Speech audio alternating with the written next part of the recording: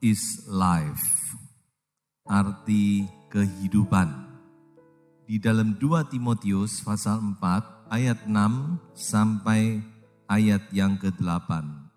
Kita tahu bersama bahwa 2 Timotius itu adalah surat Paulus yang terakhir sebelum dia dipenggal kepalanya oleh Nero, Kaisar Romawi.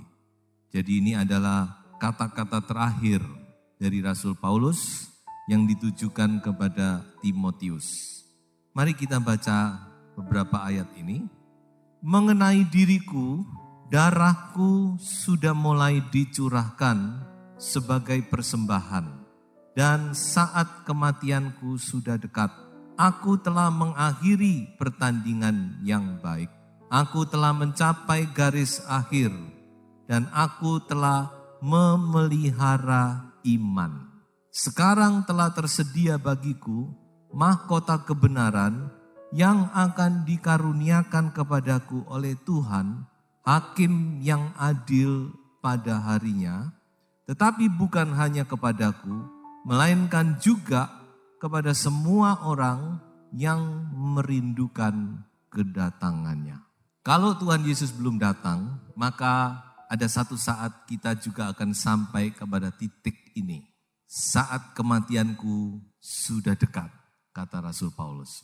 Nah, sampai di titik ini, maka biasanya manusia itu mulai berpikir, apa sih yang sudah saya perbuat dalam hidup ini? Apa arti kehidupan yang sudah saya jalani? Sebelum kita sampai di situ, kita mau bersama-sama melihat di dalam Alkitab, apa sebenarnya arti hidup ini? Supaya pada saat kita sampai di situ, kita bisa berkata seperti yang Paulus katakan, aku sudah mengakhiri pertandingan yang baik. I have fought a good fight. Saya akan berikan kepada kita semua 3 arti kehidupan. Yang pertama, hidup itu adalah sebuah misi. Life is a mission. Hidup itu bagaikan sebuah misi. Artinya bahwa hidup kita ini membawa satu tugas. Satu tugas, ada misi yang harus kita lakukan. Aku datang untuk melakukan kehendak-Mu, ya Allahku. Ini adalah nubuat tentang Yesus di kitab Mazmur yang dikutip di kitab Ibrani. Bukan cuma Yesus, tapi kita semua, hidup kita ini membawa satu misi. Mengapa saya katakan demikian? Ada beberapa hal yang perlu kita mengerti, saudara-saudara. Yang pertama, kita harus tahu bahwa hidup kita ini bukanlah suatu kebetulan, saudara. Kita tidak lahir itu dengan begitu saja, kebetulan saja. Karena pertemuan antara sperma dan sel telur dari orang tua kita, maka lahirlah kita. By chance, tidak. Firman Tuhan jelas berkata bahwa hidup kita ini sudah direncanakan oleh Tuhan.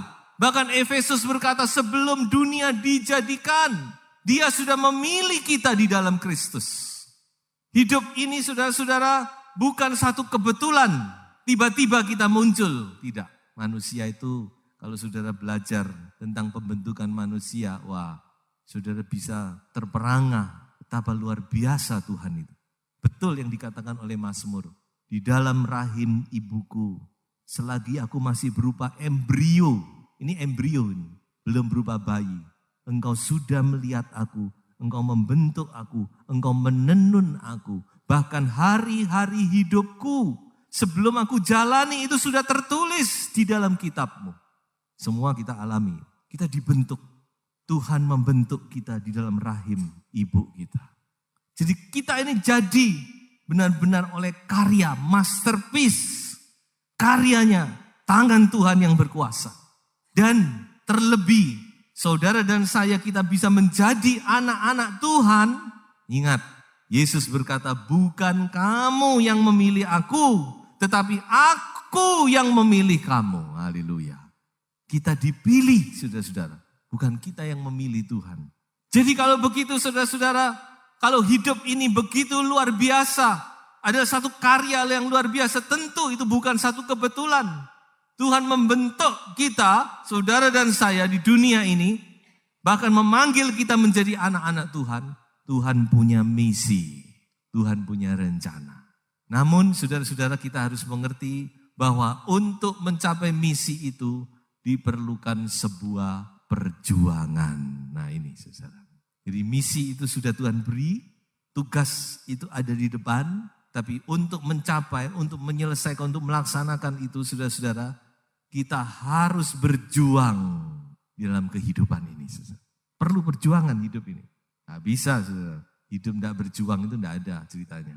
Bangsa Israel keluar dari Mesir, Tuhan sudah berikan ini tanah Kanaan aku beri kepadamu. Tapi bukan berarti mereka langsung cuma masuk begitu saja. Glory, glory, haleluya, tidak. Tapi mereka harus berperang dikatakan. Ada 31 raja di sana yang harus dikalahkan, ditaklukkan. Nah rupanya bangsa Israel takut, tidak mau berjuang dia. Dengan berbagai alasan, disertai tidak percaya, akhirnya mereka mundur. Jadi sudah harus maju, hadapi perjuangan ini. Memang hidup ini berjuang, tapi ingat, kita berjuang itu bukan mengandalkan kekuatan kita sendiri. Ini yang luar biasa, saudara. Paulus berkata perjuangan kita ini bukan dengan kekuatan kita, bukan dengan senjata duniawi, tetapi dengan kuasa Allah. Kita dapat menghancurkan benteng-benteng musuh. Jadi saudara-saudara, ayo hadapi hidup ini dengan satu daya juang yang tinggi. Saudara. Dan kalau kita sudah berjuang, ingat satu hal, bahwa misi ini, tugas ini harus tuntas. Tidak boleh berhenti di tengah jalan, saudara. Harus genap, harus tuntas, harus selesai. Seperti Tuhan Yesus waktu di atas kayu salib. Pada saat terakhir, dia berteriak, Tetelestai. Artinya apa? It is finished. Sudah selesai. Kita harus sampai bisa ngomong seperti itu. Sudah selesai. Sudah genap. Mission accomplished. Nah ini ya saudara-saudara yang Tuhan mau dalam hidup kita. Jadi kita harus menyadari yang pertama-tama bahwa hidup kita ini punya tugas. Saudara tidak hidup dengan begitu saja, tapi Tuhan memberi satu tugas di dalam kehidupan kita. Mari kita laksanakan itu dengan sebaik-baiknya. Dan kita selesaikan sampai selesai, sampai tuntas, sampai semuanya beres. Dan yang kedua, life is a service. Hidup itu adalah sebuah pelayanan. Nah ini banyak orang tidak mengerti. Banyak orang hidup itu ingin dilayani. Tapi kita sebagai orang percaya kita harus belajar untuk melayani. Karena Tuhan kita datang itu untuk melayani. Tuhan Yesus datang, aku datang bukan untuk dilayani. Tapi aku datang untuk melayani. Dia datang dengan rupa hamba untuk melayani orang-orang yang berdosa. Mari kita juga membawa satu hati hamba, saudara. Kita hidup untuk kita melayani. Melayani Tuhan, melayani sesama. Life is a service, saudara-saudara. Tapi justru kalau kita bisa melayani Tuhan dengan baik, kita melayani, disitulah kita akan menemukan arti kehidupan. Kita harus mengerti bahwa pelayanan itu pada hakikatnya adalah satu privilege. Adalah satu hak istimewa.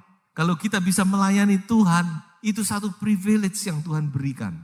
Jadi pelayanan itu luar biasa. Tidak semua orang. Kalau saudara mau melayani di satu tempat yang luar biasa, saudara pasti akan mengikuti seleksi dan sebagainya. Sampai goal baru sudah diterima, oke. Jadi kalau kita bisa melayani Tuhan itu kita harus mengerti bahwa itu satu privilege. Tidak semua orang. Dari sekian miliar orang di dunia ini, cuma berapa yang Tuhan pilih sebagai hamba-hamba Tuhan. Tentu bukan berarti cuma pendeta full time. Ini dalam segala bentuk pelayanan. Apalagi kalau Anda dipercaya dengan talenta, dengan karunia-karunia yang khusus, maka saudara harus bersyukur karena itu satu privilege. Lalu dikatakan juga bahwa pelayanan itu pada hakikatnya juga suatu berkat. Tuhan Yesus berkata terlebih berkat kalau kita bisa memberi. Memberi di sini juga bukan cuma berupa uang, tidak. Tapi kita bisa melayani, memberi pelayanan. Itu lebih berkat daripada kita dilayani. Jadi kalau kita bisa melayani, itu berkat itu saudara-saudara. Mari kita mengerti hal ini. Dan satu hal lagi yang perlu kita mengerti bahwa pelayanan itu adalah satu kebahagiaan. Tadi sudah saya singgung di depan bukan? Kalau kita mengerti arti pelayanan, wah saudara-saudara, disitulah kita menemukan arti hidup itu. Makanya kadang-kadang saya juga heran ya melihat orang-orang yang sudah sebenarnya hidupnya tidak berkekurangan tapi mereka masuk ke hutan rimba untuk melayani orang-orang yang begitu primitif ya. Tapi dia begitu sukacita, menemukan satu kebahagiaan. Ada satu kata-kata dari seorang pujangga India, dia berkata demikian, I slept and I dreamed that life was joy. I awoke and saw that life was service. I acted and behold service was joy. Aku tidur dan bermimpi. Hidup itu indah karena mimpi saudara ya. Ketika aku bangun, aku melihat, hidup itu ternyata melayani. Service, pelayanan. Dan ketika aku melayani, aku temukan bahwa pelayanan itulah kebahagiaan. Jadi saudara-saudara mari, saudara yang sudah masuk dalam pelayanan, layani Tuhan itu dengan sukacita. Tuhan senang sekali melihat orang yang melayani itu dengan sukacita, bukan dengan terpaksa ya. Coba kita baca satu ayat di dalam Ulangan 28 ayat 47. Ini isi hati Tuhan kepada bangsa Israel. Ulangan 28 ayat 47. Karena engkau tidak mau menjadi hamba kepada Tuhan Allahmu, dengan sukacita dan gembira hati, walaupun kelimpahan akan segala-galanya, maka dengan menanggung lapar dan haus, dengan telanjang dan kekurangan akan segala-galanya, engkau akan menjadi hamba kepada musuh yang akan disuruh Tuhan melawan engkau. Ia akan membebankan kuk besi ke arah tengkukmu sampai engkau dipunahkannya. Wah ini ngeri sekali ini saudara. Tapi di ayat 47 kita melihat bagaimana melayani Tuhan itu bukan enak, kata firman Tuhan. Pikulah kuku itu enak, bebanku ringan.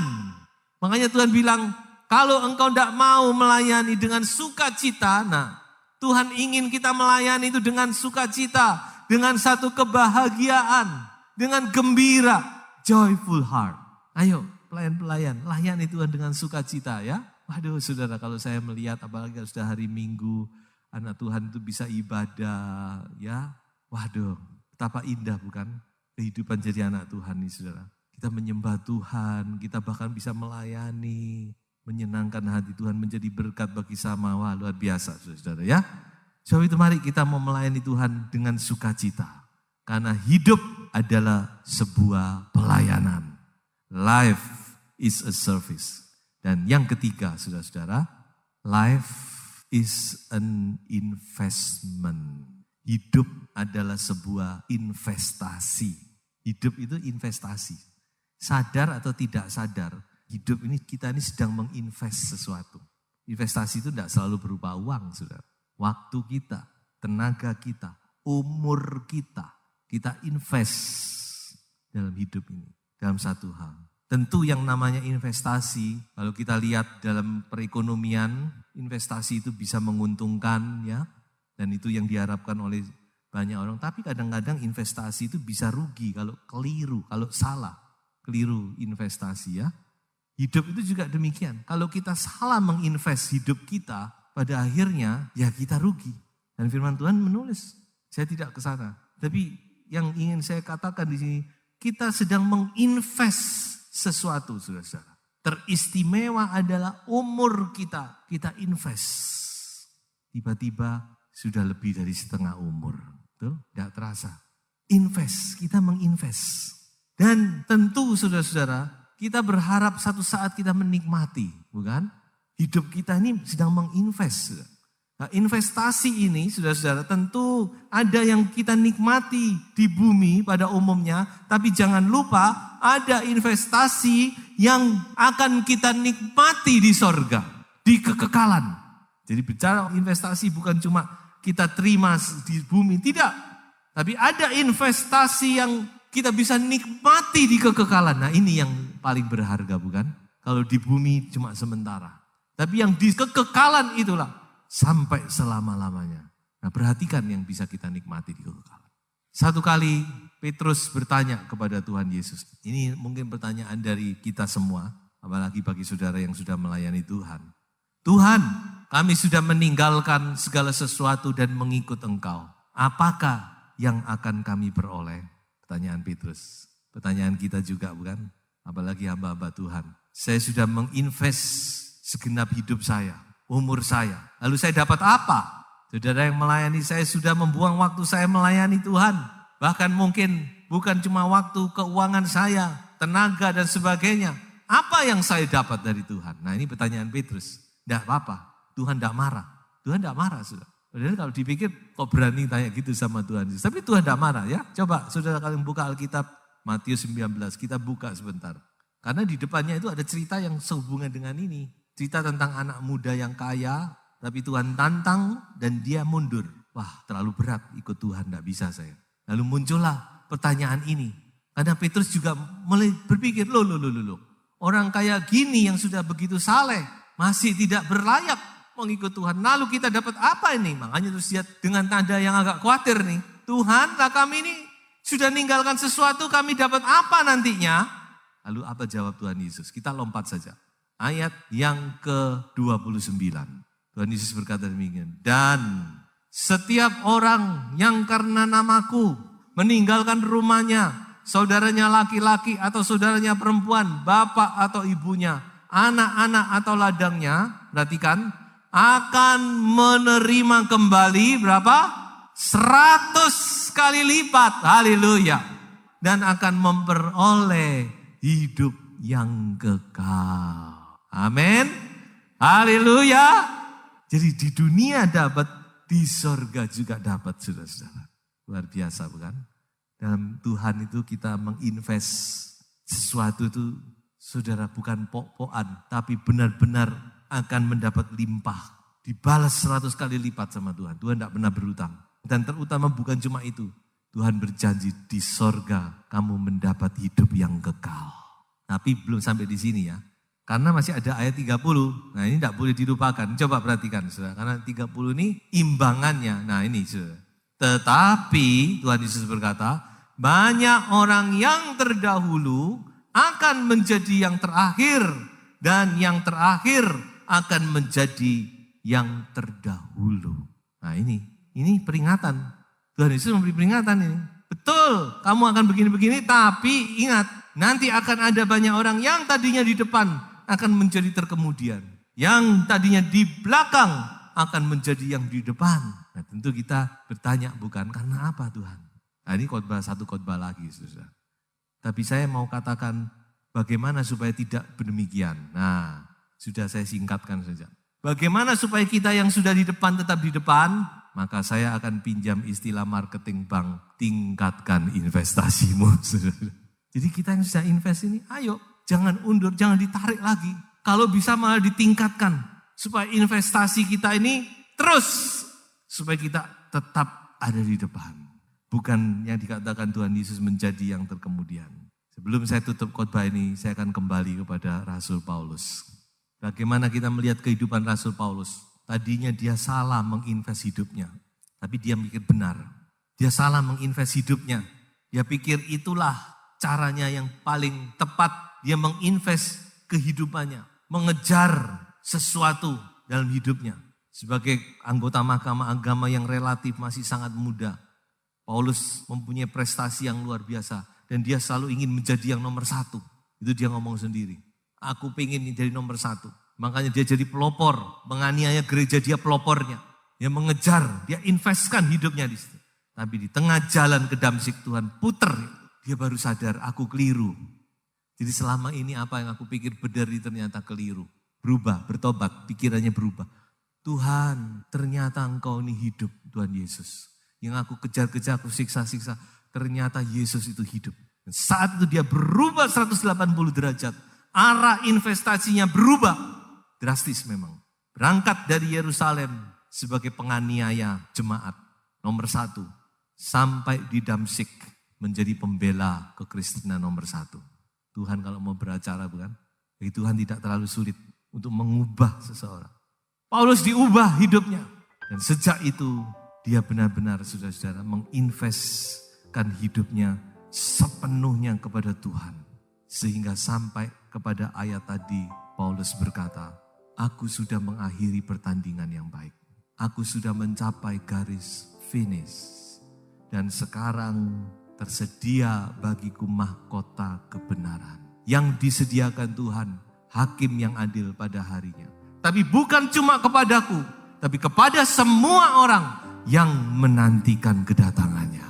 Saudara, kita sedang menuju kepada kedatangan Tuhan. Mari kita tata hidup kita. Kita mengerti bahwa hidup ini adalah satu tugas. Tugas yang dari Tuhan. Tugas apa? Untuk melayani. Melayani dengan sukacita. Melayani dengan penuh tanggung jawab. Dan kita akan menerima mahkota kebenaran pada akhirnya. Pesan firman Tuhan, hidup ini singkat. Mari kita pergunakan sebaik-baiknya untuk melayani Tuhan. Dengan sungguh-sungguh agar kita memperoleh mahkota kebenaran yang Tuhan sediakan bagi kita. Tuhan Yesus memberkati. Haleluya.